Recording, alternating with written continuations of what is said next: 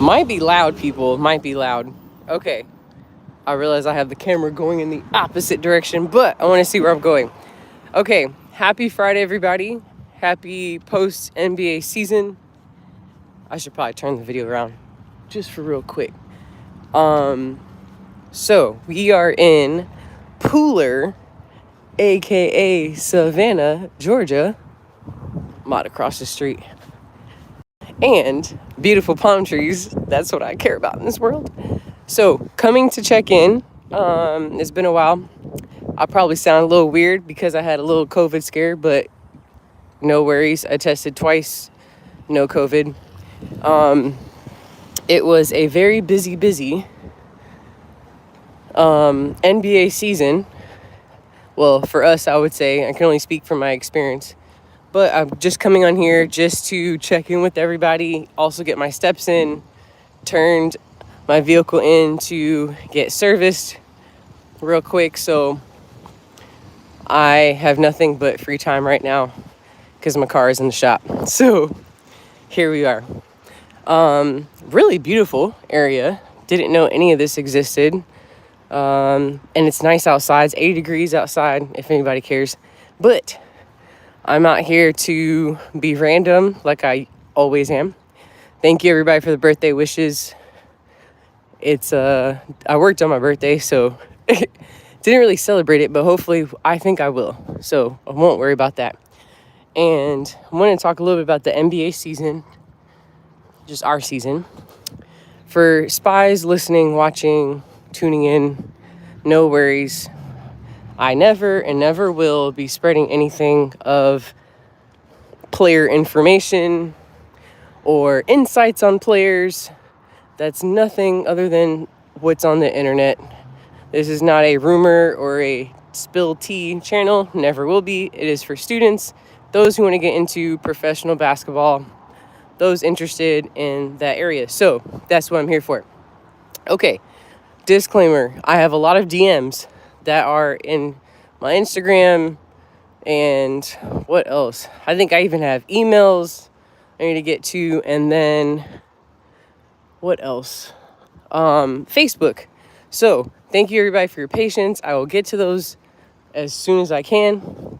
I'm trying to spend as much time with family. I won't spill details on what I got going on with family besides like trying to get that done. So here we are, not trying to get run over by a car. Alrighty then, so it's about 10 months long or whatever the season, and then for those you know or don't know, made it to the play-ins. So we had a regular season. We won a lot of games, more than expected, than anyone thought we were going to do, which that was really cool and fun. And then the business side of basketball is what is also interesting, stuff that you don't learn in school, in those aspects. So that deals with player availability and readiness. You may learn some of that in school or fellowship residency about, is a player ready to play? Can he play? Is he available? So those things play a huge role, especially as you get towards the end of the season, whether it's, I'll speak on the injury side only. So that's important for your medical staff. That's important for, it says chocolate bar. I don't even touch any chocolate, but I'm going to walk over there. That's important when you have a physical therapist, athletic trainer staff, but also your strength conditioning coach. Having a relationship with the strength conditioning coach, you could have a chiropractor on, chiropractor there. He might have a DO. What else? Obviously your team physician. Ooh, look at Sola Salon Studios. All those things. And then your medical director, stuff like that. So I think that was important. And I think that's been good, I would say, like for our end. So I thought that was really cool, seeing how all that play, and then also the player, making sure they're available and ready to go. So everyone knows when it comes to basketball, lower extremities may be a little bit more common than upper extremity injuries or just like maintenance. So thinking about your knees and your ankles and those things. Yes, you can use Y balance. I don't know if people are familiar with Y balance. You can use that to kind of track whether you want to do it quantitatively or qualitatively. That's something like, keep that in mind, whatever you guys want to do when you do your practice. Last May, for those who were tuned into that last May, we talked a little bit about the SFMA and we talked about the FMS. So I won't give videos about those things because I'm just walking around. So if you guys are interested, please comment below if you want to talk about the SFMA, Selective Functional Movement Assessment. Oh my gosh, I had a little brain fart. I was about to say FMS. FMS is Functional Movement Screen. So you don't have to be credentialed to do these things, but you want to make sure you're administering them correctly. Take the courses or someone who's taken the course to teach you, learn some of the movements, because the FMS is a really good screen. Again, that's a screen. SFMA is an assessment. So some people use it as screens or evaluations. Just keep in mind why you're using it, what you're looking for. So biggest thing for me for SFMA, you can use that throughout the season. You can use that before the season. That's something I'm learning and still learning, and how to utilize it correctly in a way that, okay, if pain is present, what do you need to do with that? How do you handle that? And how do you make sure you're looking at how the player is moving at an optimal level? How can you optimize that? And that may not be in your wheelhouse, and understanding like you don't have to have all the answers. Maybe you need to talk with a strength conditioning coach. Maybe you need to talked with the medical director. Maybe you're seeing some things on the table. So understanding joint play. So some things that the SFMA, FMS won't have in there, it would be like joint play, tissue quality. So then say if someone had a strain sprain or anything, you're noticing maybe a little scar tissue or discontinuity with the skin, those things you can look and check out for. So thinking how the tissue can maybe influence how the joint is moving and integrating, and think of like playing at a higher level, the highest level, and doing that repeatedly. You got back-to-back games, you got practices, stuff like that. Let me get away from these cars. So keeping that in mind, this also looks like a really nice place. Nice song. Out here jumping out the window. Yeah, voice is gone. So keeping that in mind, you can have an idea of the nutrition will play a role. AKA, look at that nutrition store. Didn't go inside. But, cool.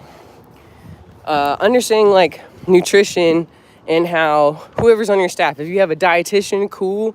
If you guys use your strength coach, whoever you use, understanding then as fatigue, there's mental fatigue, central fatigue, all these things you can think of, peripheral, like thinking about just your muscles in general too, the flights, the travel.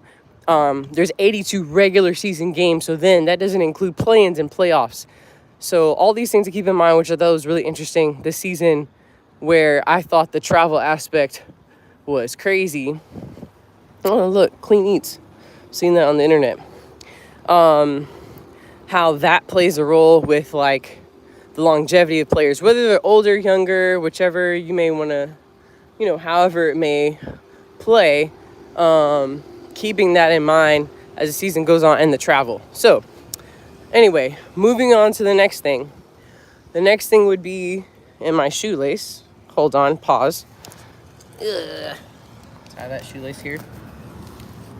So now we talk about playing. So with the playing aspect, you travel depending on your ranking, your seed, right? So then now you're traveling to that location. You have a game. So you may have the same situation where you have a shoot around or optional shooting. You may have a practice the day before. And then we lost our second play-in, so we didn't make the playoffs. So then now the playoffs hit for those who are watching the NBA playoffs.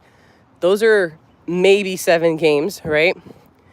You're traveling, whoever has the home court advantage, you're there for maybe the first 2 games, supposedly, depending on how, everything goes.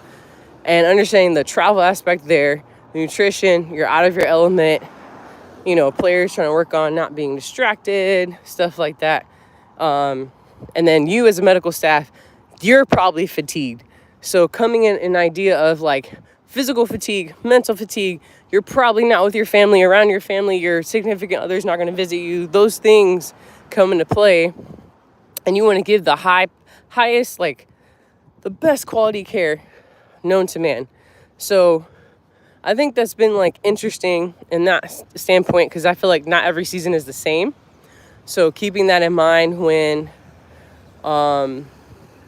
thinking about like the sports industry, it's actually the entertainment industry. So, guy not using an indicator because it doesn't come with the car. Okay, so moving on. Understanding, I think that's where it gets tricky, giving our highest quality. So, when it comes to providing care. So now, I think that basically talks about, which is all over the place, by the way, how the NBA season went on. Understanding there's a lot of management, there's a lot of moving parts. So there's management of people, whether it's your players, whether it's staff, and the interactions between those. Obviously you have coaches, and then understanding how to make sure everyone is on the same page. So that's the biggest thing. So if you work college sports and stuff, there does play a role with that.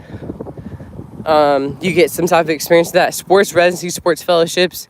For the most part, I would say like Wake Forest. Obviously, I'm speaking shameless plug about Wake Forest, but I think that was a good preparation, like a good, like, oh, this is kind of what I may experience, may or may not, give or take.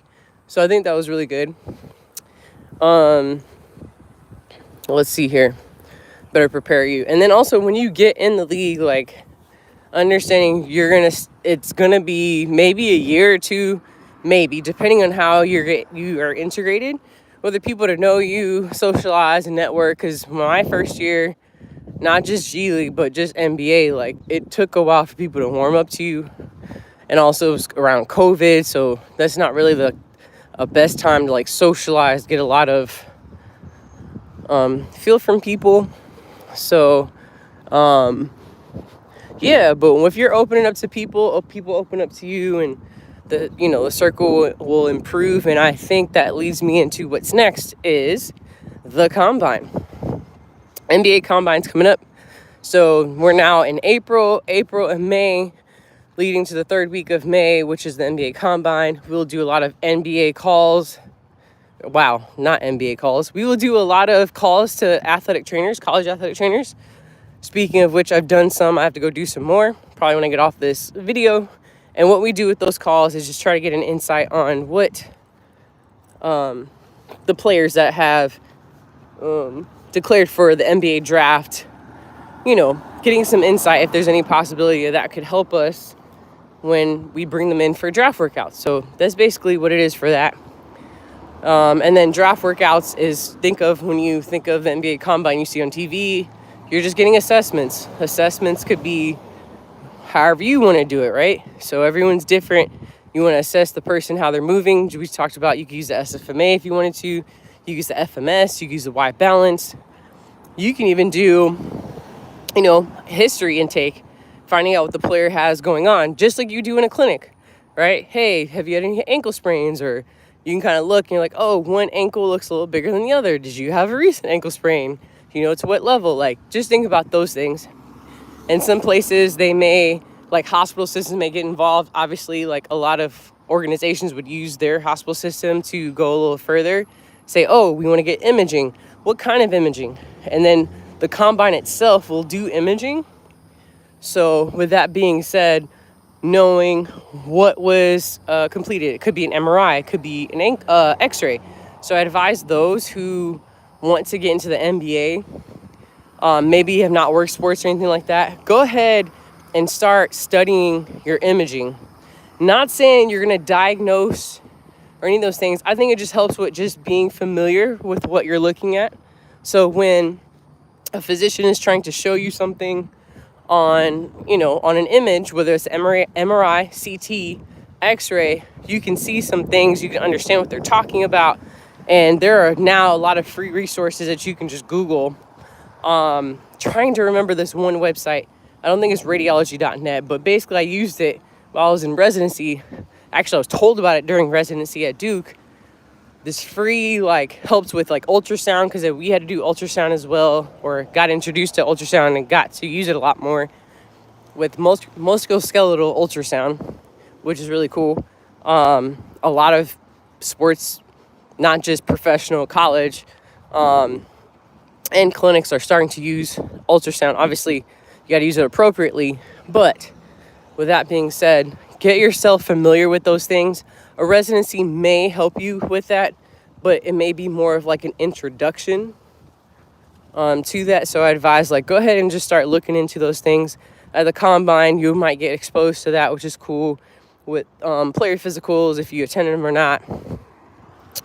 Also, we'll have the athletic trainers will also meet up there. So I think that will be really cool. And then strength conditioning coaches will be there. Physicians will be there. Other entities like the actual NBA, like the league office will be there. So I think it'd be a great experience. Definitely a great experience to go. So if you're in the G League, going to be in the G League, anything like that, look forward to seeing you in May. And then the day, I hope to post a little bit more. I know last May I posted a few lives that dealt with the vendors that were there and stuff, and I forgot to post other things, but at the end of the day, you guys got the idea. You can look at the old videos. And I have a lot of content that I have not posted, and I pray to God I can get it off of my camera and my devices and show you just some other videos. Nothing invasive, nothing too detailed for that's not going to show anything about players, but at least just show a little bit more insight of just in this lifestyle. So my lifestyle is very random. So for those who want to get into this industry, who are watching this video, just know it's random. Can't always plan things in advance, like vacation and stuff. That might not actually happen sometimes. How life goes. So that's why I would say it's a little tough. You may not see family all the time. It took me a while just to see family. I'm seeing family this week, which has been really nice to be around family. Not all family, so that's something I got to work on. But yeah, so then so we'll be there for the combine. That's in Chicago. Most likely like Google knowledge, but that'll be in Chicago, so that will be interesting. And then we have draft workouts again. Draft workouts will lead, and there's a court work portion. I already talked about the physical portion, whether you want to do imaging or not, or whether you want to do SFMA, FMS, any other evaluations. What do you want to do to get some insight? History taking, things like that. And what else? Yeah, that's pretty much it. And then it leads into our draft, the NBA draft. I think this year is June 22nd. Could be wrong, but it's always on a Thursday. So that's going to be really cool. Seeing how this drafting class will go. Obviously, you'll know before then player or teams that have lottery, the lottery picks and all that good stuff, and their options and who gets drafted and what order. That's when it starts getting fun when the draft hits. So I'll probably show a little bit, probably leading before then. I have not posted last year. I did like a really quick recap of Miami. So most likely I'll be in Miami the week of the draft, maybe see some family, and then hit the ground running. And then as soon as the draft hits, that's when we got the combines. So we have Utah, there's Salt Lake City. Used to be other ones, but right now we participate in will be Salt Lake City and then Vegas, big old Vegas. And I think I forgot to post some content about that, but if you guys are interested, comment down below, or give the video a thumbs up, and I'll make sure I start sharing some of that content. That will be in July, so we'll be able to tag you along on some things. And then I will also hit you up on a couple of speaking engagements that may or may not happen. No one in particular that will happen in Vegas. I think it's already sold out, but it'll be kind of cool just to be on a panel with other great minds that are not just in the NBA, but in other entities. So it will just talk about the lifestyle and other different great stuff about it that I will share. I'll try to put it on YouTube. I definitely we'll put it on Instagram and Google, or wow, Google. I did say Google. And